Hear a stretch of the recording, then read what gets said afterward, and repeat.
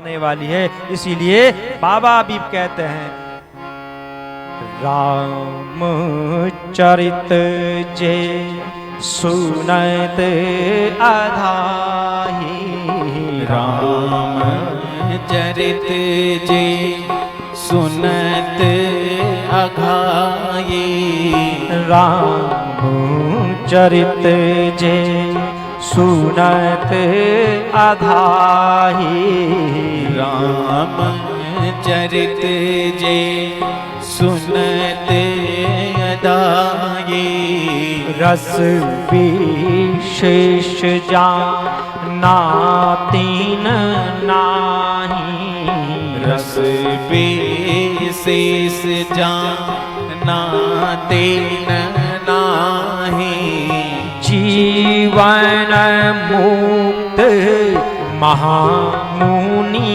जेऊ, जीवन मुक्त महामुनि जेऊ, जीवन मुक्त महामुनि जेऊ, जीवन मुक्त महामुनि जेऊ, हरि गुण सुनाहि निरंतर तेऊ, हरि गुण सुनहि निरंतर तेऊ, हरि गुण सुनाहि निरंतर तेऊ, हरि गुण सुनहि निरंतर तेऊ। शौनक जी, जो जीवन मुक्त महामुनि हैं वे भी भगवान के गुण निरंतर सुनते रहते हैं। शौनक जी ने कहा ठीक है। सुखदेव जी परमहंस निवृत्ति पारायण थे, पर महाराज परीक्षित में ऐसी क्या विशेषता थी? अरे वे तो राजा थे, राजाओं का गुण तो रजोगुणी होता है। ये परमहंसों की संहिता है, इसको सुनाने वाला भी परमहंस होना चाहिए, सुनने वाला भी परमहंस होना चाहिए। श्री सुखदेव जी तो परमहंस थे, तो राजा में ऐसी क्या विशेषता थी जो राजा को उन्होंने 7 दिन बैठ करके कथा सुनाई? क्यों सुनाई, किस कारण से सुनाई, ये हम जानना चाहते हैं कि ये कथा परीक्षित को कहां पर सुनाई गई, क्यों सुनाई गई और क्यों राजा ने ये कथा सुनी है। कृपा करो, हमारे मन की शंका को दूर करो। तो श्री सूत जी ने कहा शौनक जी, अब मैं आपको महाराज परीक्षित के जन्म, कर्म, मोक्ष और पांडवों के स्वर्गारोहण की कथा कहता हूं, और इन्हीं से भगवान श्री कृष्ण की अनेकों कथाओं का उदय भी होता है। बोलो भागवत भगवान की जय। यदा मृदिका रव संजयाना वीरेश्वतो वीर गतिं गतेषु, वृकोदरावे दगदा विमर्शा, भग्नोरुदंडे धृतराष्ट्रपुत्रे। शौनक जी, जिस समय महाभारत के युद्ध में पांडव और कौरवों के वीर सैनिक वीर गति को प्राप्त हो गए थे, दुर्योधन की जांग टूटी हुई है भीमसेन की गदा से, मरण अवस्था में है, मरणासन है, अंतिम समय है, क्या सोच रहा है कि कोई पांडवों का सिर काट करके मुझे दे दे तो कितना अच्छा होगा। अरे अंतिम समय है तेरा भैया, भगवान का भजन कर। क्यों ऐसा सोच रहा है? सोच क्या है कि पांडवों का सिर काट करके कोई मुझे दे दे। उसी समय अश्वत्थामा ने अपने स्वामी दुर्योधन का प्रिय कार्य समझ करके क्या किया, द्रौपदी के सोए हुए छोटे छोटे 5 बच्चे उनका सिर काट दिया और लेकर के आया। दुर्योधन ने दूर से देखा तो बड़ा प्रसन्न हुआ कि आज 5 पांडवों का सिर आ गया है।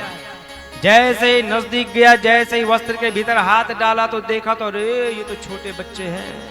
दुख हो गया, रो पड़ा, वही मृत्यु का कारण बन गया, श्राप था।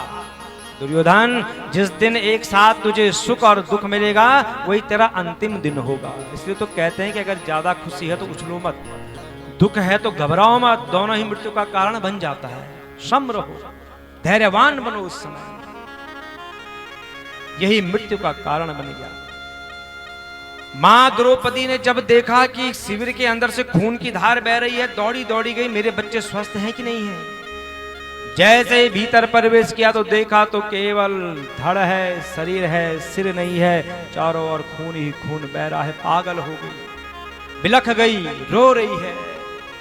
माता शिशुना निधनम सुताना निशम्य घोरम परिताप्यमाना यदा रुरद्वाश्वकलाकुलाक्षी ताम शान्तयन्नाह किरीटमाली।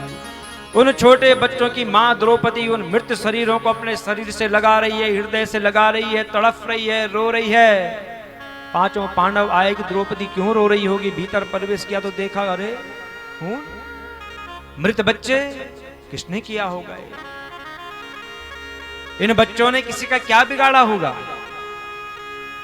अर्जुन सांत्वना दे रहे हैं द्रौपदी को।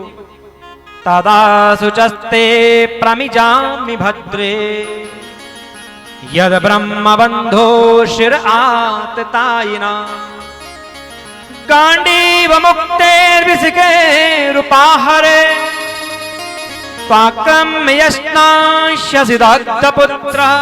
हे कल्याणी रो मत, मैं तेरे आंसू तब पहुंचूंगा जब उस आतताई का सिर काट कर तुझे भेंट न कर दूं, और तब तुम उसके सिर पर पांव रखना, स्नान करना, मैं प्रतिज्ञा करता हूं। ऐसा कहा। भगवान श्री कृष्ण से सलाह करी, समझ गए कि ये कर्म एक ही कर सकता है, गुरुपुत्र अश्वत्थामा। भगवान श्री कृष्ण रथ में बैठाते हैं अर्जुन को और निकल पड़े अश्वत्थामा के पीछे। अश्वत्थामा ने देखा कि अर्जुन आ रहा है मुझे मारने के लिए। पृथ्वी का कोई भी कोना ऐसा नहीं है जहां अश्वत्थामा न गया हो, जहां भगवान श्री कृष्ण रथ को लेकर के न गए हो। अश्वत्थामा ने देखा कि अब तो बचना बहुत मुश्किल है, क्या करूं मैं, मेरे घोड़े आगे नहीं बढ़ रहे हैं। आचमन करता है और ब्रह्मास्त्र का संघान करता है।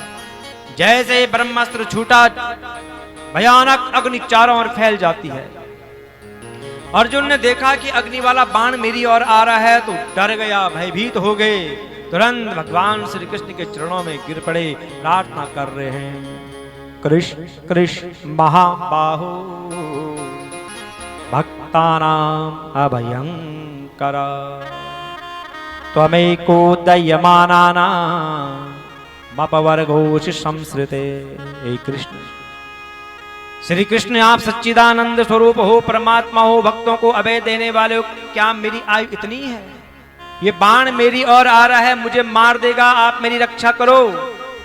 भगवान ने देखा अर्जुन भयभीत है। भगवान कहते हैं, बेथेदम द्रोणपुत्रस्य ब्रह्मास्त्रं प्रदर्शितं नैवासो वेद संहारं प्राणवाद्योपस्थिते। अर्जुन डरो मत, अश्वत्थामा ने अपने प्राणों की रक्षा के लिए ब्रह्मास्त्र का संघान किया है, तुम भी तो जानते हो।